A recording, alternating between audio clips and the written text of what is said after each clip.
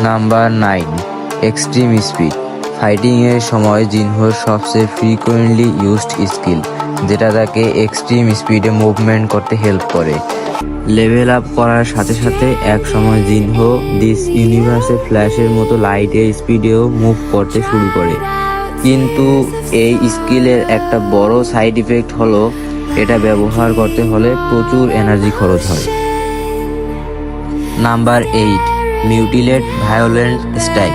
তোমরা যারা jujutsu Kaisen দেখেছো তারা অবশ্যই সুকুনের ডিসমেন্টাল স্ল্যাশ অ্যাটাক দেখেছো। এটা অনেকটা সেরকমই পাওয়ার। এই অ্যাটাক যে কোনো অবজেক্টকে অনেকগুলো ছোট ছোট ভাগে কেটে ফেলে। তবে জিনহোর নিউটিলেট অ্যাটাক সুকুনের ডিসমেন্টাল স্ল্যাশের থেকেও অনেক বেশি পাওয়ারফুল। আর এটা এত বেশি স্পিডে হয় যে অপোনেন্ট অনেক সময় টেরই পায় না যে কি হয়ে গেল। অ্যান্টিন ভার্সেস জিনহোর ফাইটে তোমরা এই পাওয়ারের অ্যানিমেশনটা দেখতে পাবে। Number 7, domain of the monarchs. Domain যেটার মধ্যে জিনহো তার শ্যাডো আর্মিকে মজুত করে রাখে প্রয়োজনের সময় সুমন করার জন্য। এটাকে তোমরা জিনহোর হিউজ শ্যাডো আর্মি থাকার জায়গাও বলতে পারো। লেভেল বাড়ার সাথে সাথে জিনহোর ডোমেনের সাইজ এবং শ্যাডো আর্মি রাখার ক্যাপাবিলিটিও বাড়তে থাকে।